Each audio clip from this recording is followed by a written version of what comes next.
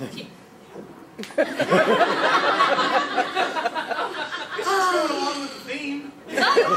is all good.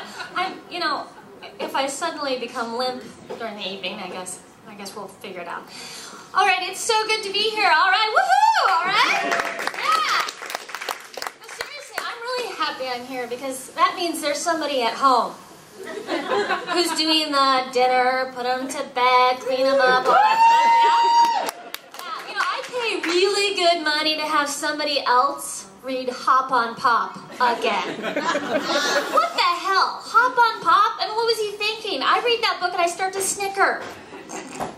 I know maybe I have the emotional position of like a middle school boy, but Hop on Pop, I immediately start thinking bad thoughts. And so then when my kids are like, Mom, what? Oh, nothing, and I just make comments about the grammar.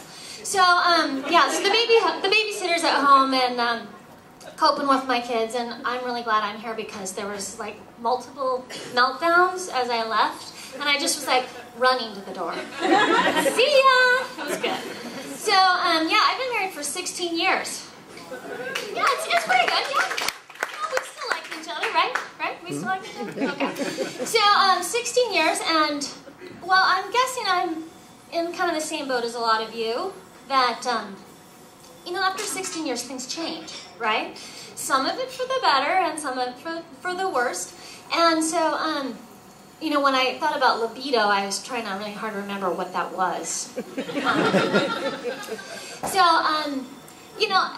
My husband, I think, would tell you that we never have sex. Except I have evidence that that's not true. One is 8.5, one is 5, and one is 2.5. That's enough, right? Actually, it's not, but, so, yeah, libido, I mean, you might as well just give it up after 16 years, right? Except that, that's why you got married, right? It's sanctified now. You don't have to worry about, like, trying to be in the back seat and, like, avoiding your parents, right? You can actually have sex. So, it kind of makes me sad that all of my friends, we all kind of complain about the same stuff. We don't have enough sleep, we don't have enough money, we don't have enough this, that, and another thing, and we definitely don't have enough sex. I'm starting to think that maybe libido is really the problem between men and women. It's not that we're not the same species, and it's not that one of us is from Venus and one of us is from Mars. It's that men's libidos and women's libidos don't match. See, I kind of think of a man's libido as a lot like, like a gas grill with an electronic auto start. Like it's, getting close to dinner time, you're starting to crave like a grilled steak, and you think, oh, all right. So you go out, lift the lid, look at all that nasty stuff you left on it last time, shake the propane tank a couple of times, turn the knob, and psst, grill's ready. That's all there is to it, right? Psst, you're good. Yeah, and they don't even need much more than just a little fuel. Women, not so much. It's kind of more like one of those old-fashioned Weber kind of, barbecues. The kind that, even if you've got fuel, you need some tools. So, like, my Weber, I have one of those chimney things, it's a handy tool. You get the chimney, and, first you have to get the paper. And the paper has to be wadded just right. Not too tight, not too loose, and you've got to stuff it under there. You set it in the grill, and then you have to lay in your briquettes like you're building like a log cabin or something. And then, see somebody's barbecued before. So then you get out the lighter, and you have to light it in about 9,000 places. And, say a little prayer, and like hop on one foot and protect it from the wind, and just pray you get a little bit of flame, and please, and then you blow. Not too hard. Just blow a little bit, and protect it. You gotta read that flame. You need to be more than just like a flame watcher. You need to be like a frickin' flame whisperer. So like, you're thinking, oh, shrimp on the Barbie. Okay, like if I want to serve dinner at 5:30, let's see, it's 3:30. Shit, I better get the fire.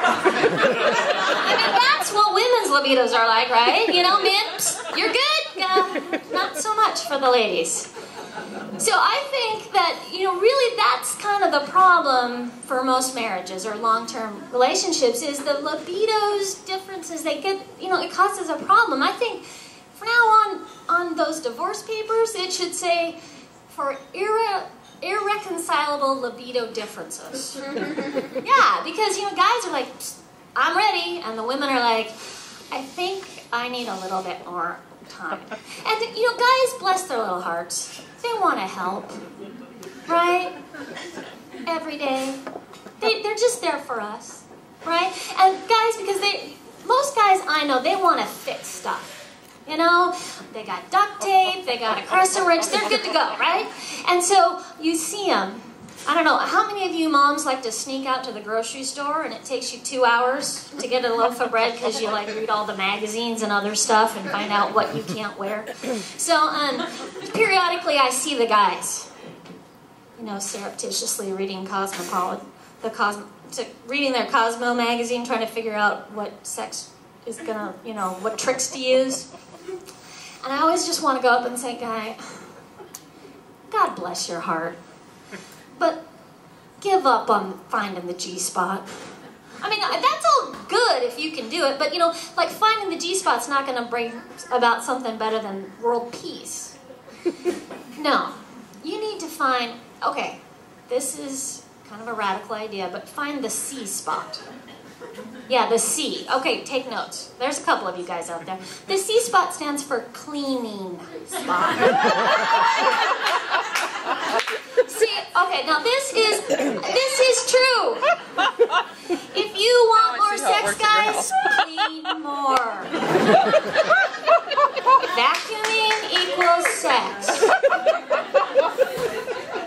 Seriously, I mean, think back to when you first hooked up, right? And you were all into each other, and you could just look at each other and it worked, right? Woohoo! Yeah, that was back when you were still trying to get into her pants and you spoke to her. Yeah? And you'd show up and you'd act like making the salad was the highlight of your day.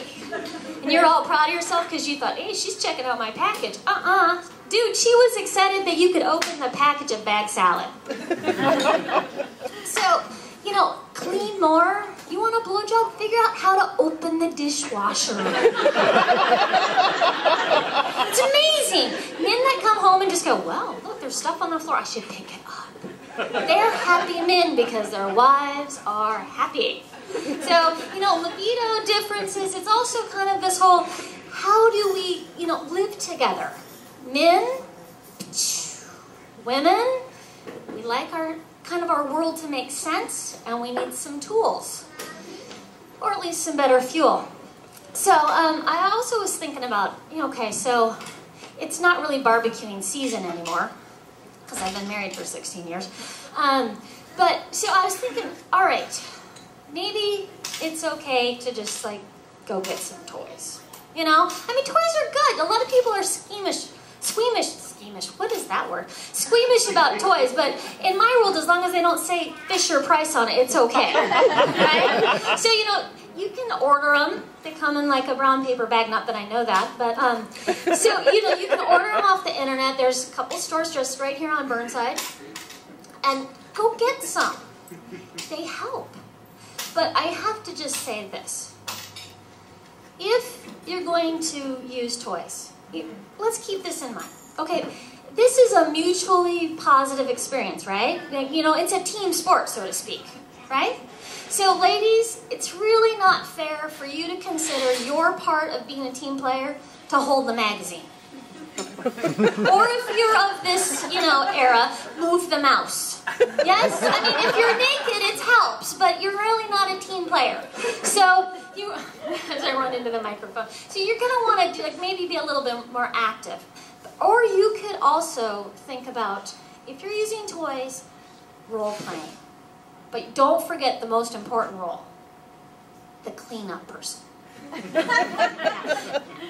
And I mean in this way. There needs to be the one partner who can kind of keep their head together enough so that way they remember to put away the toys. Because if you leave Blow Up Betty laying around, or God forbid you leave a movie in the DVD player, that's just a real awkward moment of silence. Yeah, so you don't want to go there. You guys have a great night, and may your